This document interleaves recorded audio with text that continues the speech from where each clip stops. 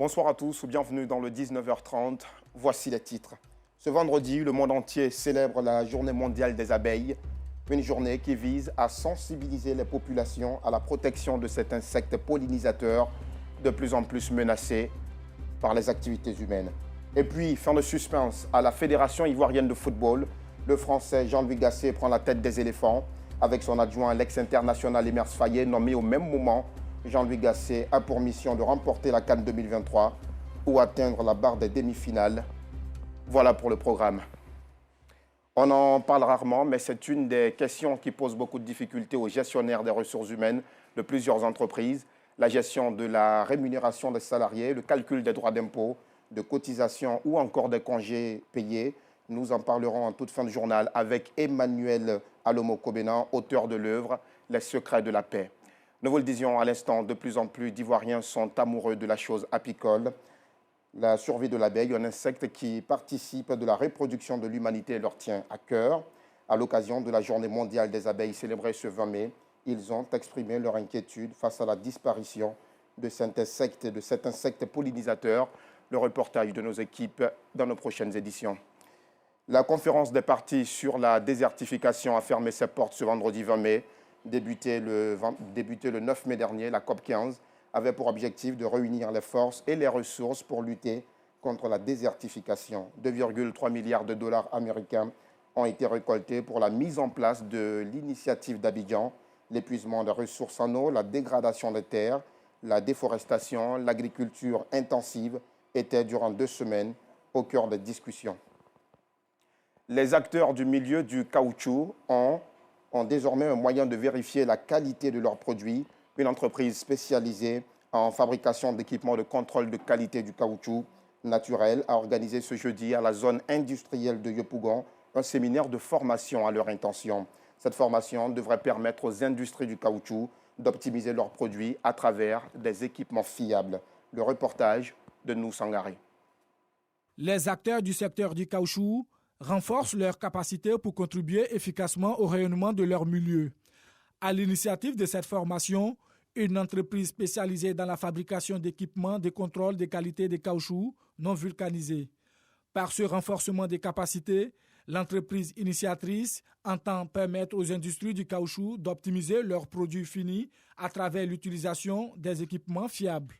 Nous assistons à un séminaire qui réunit les industries du caoutchouc afin de leur présenter nos solutions pour améliorer la qualité de leurs résultats dans les différents laboratoires.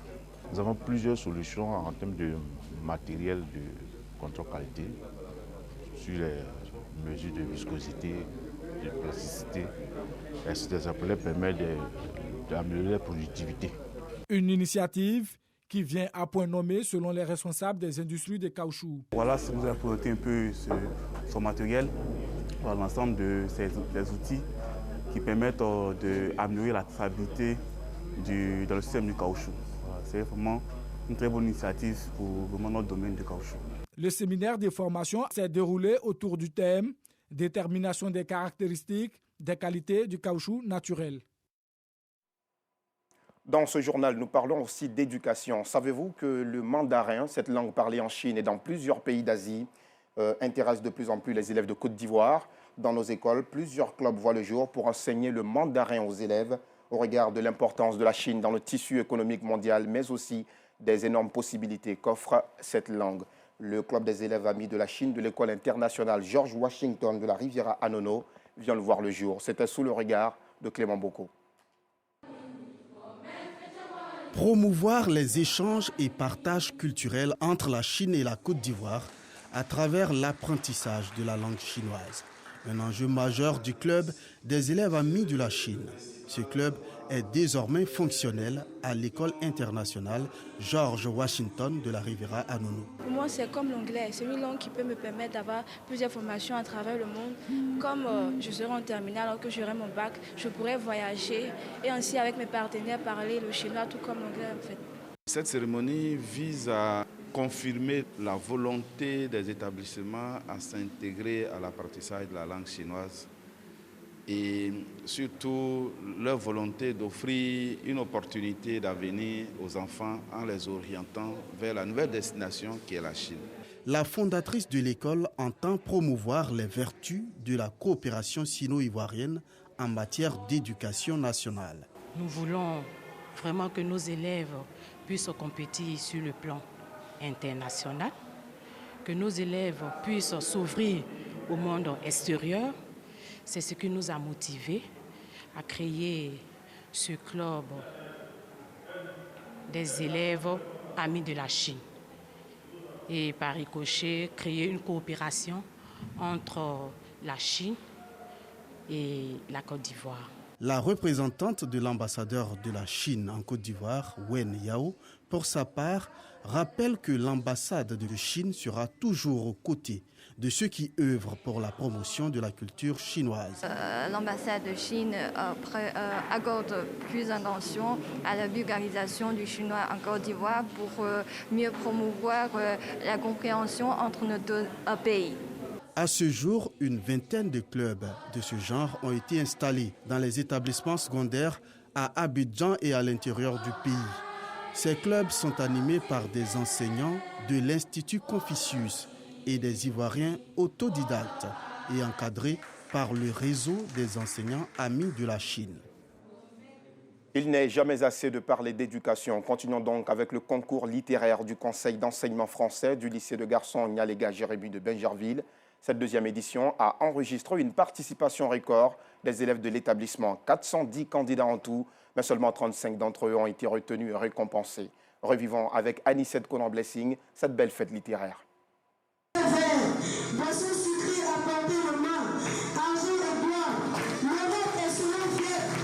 Souleymane Ouattara est l'un des vainqueurs du concours littéraire du premier cycle.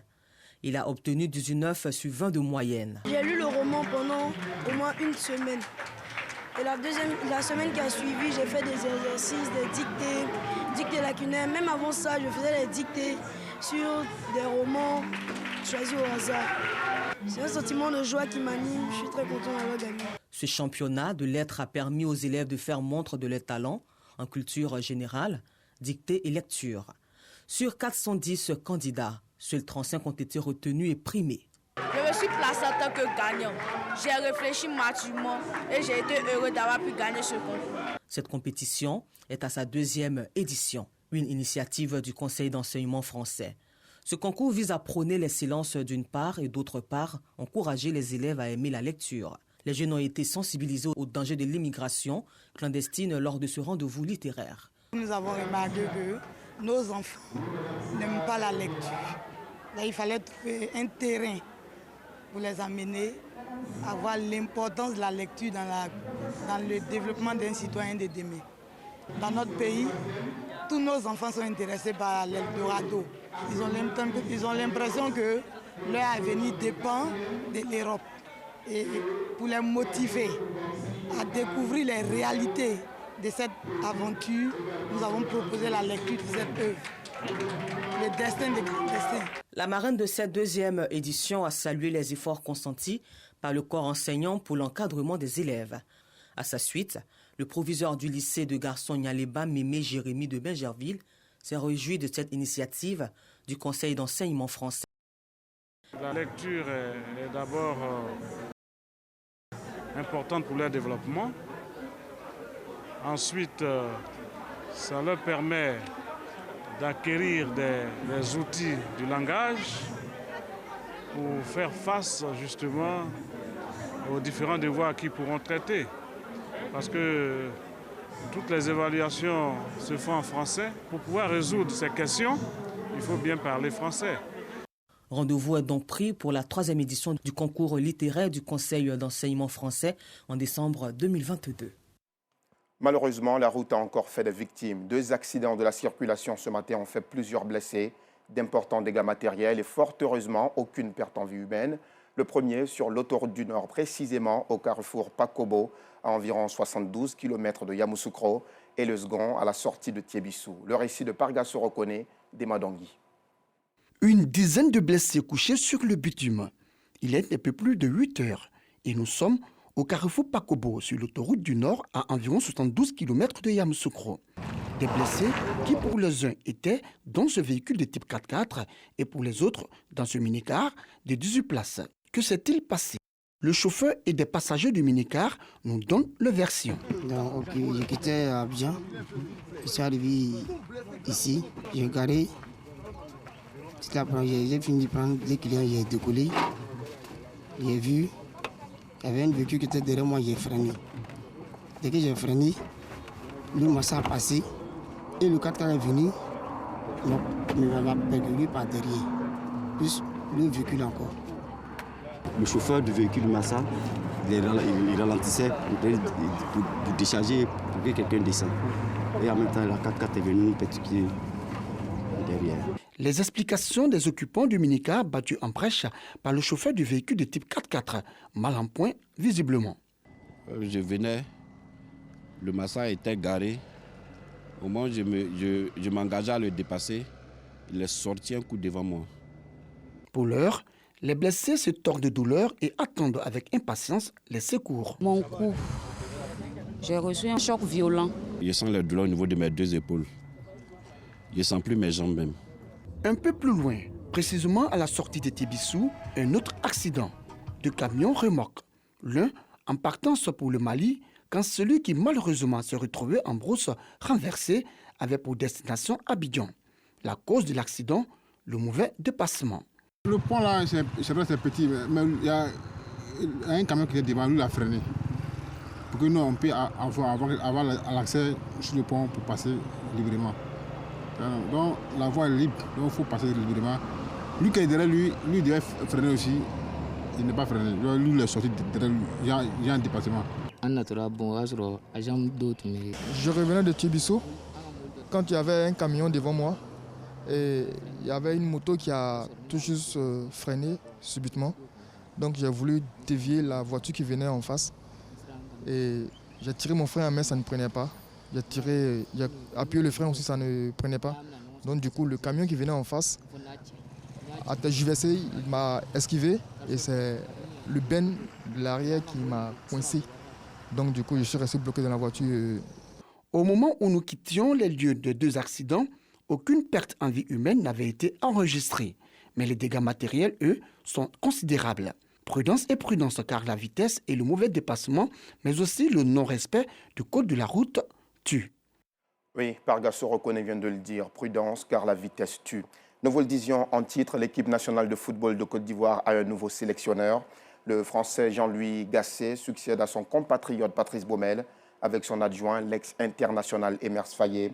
Jean-Louis Gasset a pour mission de remporter la CAN 2023 ou atteindre la barre des demi-finales. Nous prions vivement pour la première option. L'annonce a été faite à 11h30 ce vendredi au siège de la Fédération ivoirienne de football par Yacine Idriss Diallo. Patrick Dadier.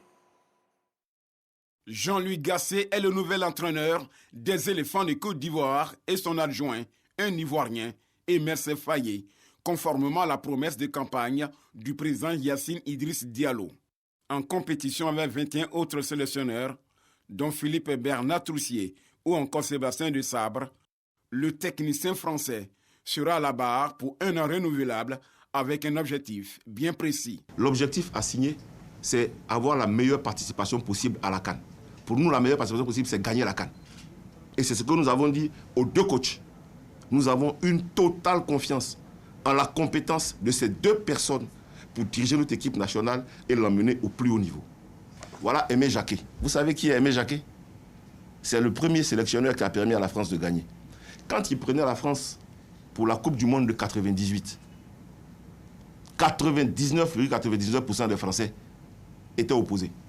Parce qu'ils sortaient d'une expérience désastreuse à l'AS Nancy-Lorraine. Le dernier club entraîné par Jean-Louis Gasset est l'AS Saint-Étienne, où il fut remercié en 2019.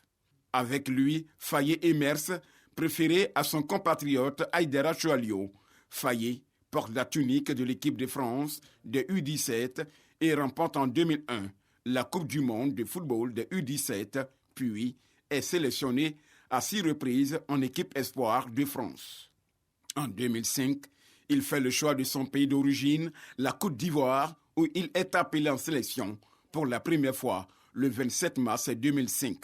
Premier test donc pour Jean-Louis Gasset avec les éléphants de Côte d'Ivoire le 3 juin contre la Zambie pour le compte de la première journée des éliminatoires de la CAN 2023. La nouvelle administration Macron est connue. Le secrétaire général de l'Élysée, Alexis Kohler, a présenté vendredi la liste du gouvernement dirigé par Elisabeth Borne. Bruno Le Maire et Gérald Darmanin conservent leur fauteuil de l'économie et des finances et de l'intérieur.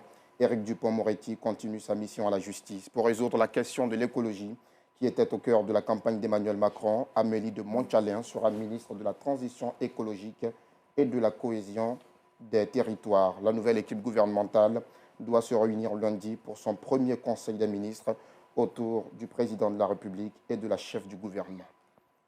Et on en parle rarement, mais c'est une question qui pose beaucoup de difficultés aux gestionnaires des ressources humaines de plusieurs entreprises, la gestion de la rémunération des salariés, le calcul de droits d'impôt, de plusieurs ou encore des congés payés. Bonsoir Emmanuel Alomo-Kobenan. Bonsoir M. Drabo. Alors vous vous présentez, vous êtes auteur, vous êtes expert en gestion des systèmes de rémunération. Votre livre, Les secrets de la paix, entendez la rémunération, chers téléspectateurs, apporte un éclairage sur l'ensemble de la problématique de la rémunération. Votre œuvre, vous le présentez comme un outil qui vise à faire entrer l'excellence dans le quotidien des entreprises. Nous sommes tout de suite curieux de savoir en quoi est-ce que les systèmes de rémunération permettent à une entreprise d'atteindre l'excellence. Merci M. Drabo. D'abord, c'est quoi la rémunération? La rémunération, c'est le total des gains perçus par le salarié, que ce soit en espèces ou en nature, dans le cadre d'une relation de travail. Cette rémunération, bien entendu, est perçue donc sur un bulletin de salaire. Et derrière donc ce bulletin de salaire, il y a un travail technique qui se fait. Bien entendu, le calcul des salaires, lorsqu'il est bien fait, il vous permet bien entendu d'atteindre l'excellence. Pardon. Une petite mouche qui tente de nous de mettre à mal notre conversation, mais bon, ça ne réussira pas. Allons-y, M. Kobenan. L'excellence, c'est d'abord assurer le calcul sans erreur de la paye. Le calcul sans erreur des allocations de congés. Le calcul sans erreur des indemnités de licenciement, des heures supplémentaires, des congés payés. C'est un ensemble qui doit être absolument maîtrisé par l'ensemble des techniciens, des ressources humaines. Et c'est ce qui permettra justement à l'entreprise d'atteindre l'excellence. Tout à fait. Vous abordez dans cette œuvre, Les secrets de la paix, c'est l'œuvre que je tiens, aussi la législation relative à la rémunération et à la fiscalité des salaires. Concrètement, que dit cette législation? Alors, je voudrais humainement reconnaître de façon humble que tout ce que vous avez dans les secrets de la paix ne vient pas de moi. D'accord. Tout est adossé sur des éléments que nous connaissons tous, sur le droit du travail, sur la législation du travail, sur, bien entendu, en termes d'impôts. Vous savez que la DGI, pour les questions d'impôts, la Direction générale des impôts, la Direction, bien entendu, des impôts, en termes d'impôts, nous donne les différents taux. Donc, tous les éléments que vous avez dans les secrets de la paix sont des éléments factuels, qui sont connus. Ce que nous avons fait, c'est essayer de les agencer de façon à ce que le technicien des ressources humaines puisse assurer de façon convenable la paix dans l'entreprise. Alors, comment peut évoluer le salaire de base d'un individu avec lequel un individu entame sa marche dans une entreprise? Alors, tout ça participe d'une technique. Laquelle? D'abord, je voudrais préciser une chose. Quand vous prenez un bulletin de salaire, vous avez toute l'architecture du bulletin de salaire. C'est-à-dire comment doivent être structurés les éléments sur le bulletin de salaire. Vous avez le salaire catégoriel, je dis bien le salaire catégoriel, le sur-salaire, parce que tout à l'heure, vous avez parlé du salaire de base. Oui. Le salaire de base, c'est la sommation de deux éléments, c'est-à-dire du salaire catégoriel et du sur-salaire. Et bien entendu, vous avez sur votre bulletin les différentes primes et indemnités. Chaque prime sur votre bulletin à son pesant d'or. Il doit rémunérer quelque chose qui doit être connu par l'entreprise. C'est pour ça que la première question. Nous tendons vers la fin justement de cette interview. La première question. Dites-nous, la méthode Kobena Alomo, c'est laquelle pour faire augmenter justement le salaire? Brièvement. Non, pas pour faire augmenter le salaire. Ouais. Moi, je donne les méthodes. Oui. Les secrets de la paix est un ouvrage qui permet de vulgariser une certaine expertise. Oui. Cette expertise, elle est connue. Moi, j'apporte les méthodes. Oui. Ensuite, je donne des cas pratiques. Vous avez ici des cas pratiques qui existent dans nos entreprises. Parce que dans nos entreprises, il y a ce que nous appelons les pratiques. Pour finir. Et il y a les bonnes pratiques. Les bonnes pratiques. Et des bonnes pratiques qui sont aussi recensées dans les secrets de la paix. Tout naturellement, très chers téléspectateurs, vous aurez l'opportunité de la voir aussi en boutique afin donc d'assurer votre propre instruction à travers cette œuvre. Merci beaucoup, M. Kobena, d'avoir accepté notre invitation. Merci aussi à vous de nous avoir suivis à la rédaction et à la régie. Très bonne suite de programme.